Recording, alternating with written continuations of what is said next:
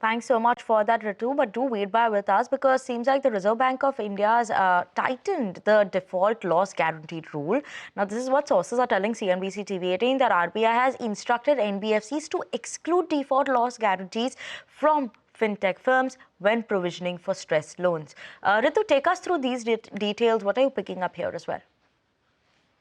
That's right. Our sources indicate that the Reserve Bank of India wrote to select NBFCs in March, directing them to exclude default loss guarantees provided by fintechs when making loan loss provisions. Simply put, the default loss guarantee or DLG is a kind of safety net in digital lending where if a borrower does not repay the loan, the fintech or the digital lending partner promises to cover part of that loss, which is capped at 5% according to RBI rules. Now, earlier we had NBFCs simply excluding this 5% DLG amount, which was theoretically available in cash from their loan loss provisioning, but now RBI has prohibited that. Now, these lenders worry that this will make the DLG model less attractive and more immediately cause them to incur a hit in order to make this additional provisioning. Now, our sources indicate that the industry, including NBFCs and fintechs, through their SROs like FACE, have been in talks with RBI over this matter, and they want RBI to consider allowing NBFCs to set off this amount, arguing that even India's accounting standards allow for setting off the DLG against provisions,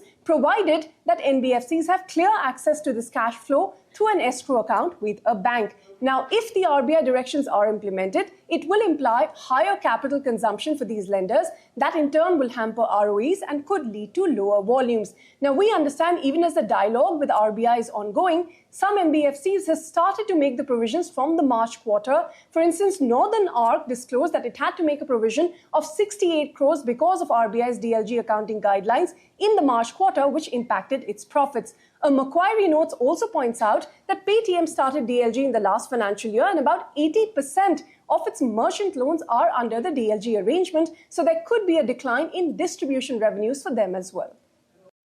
Thank you so much for that, Ritu. But on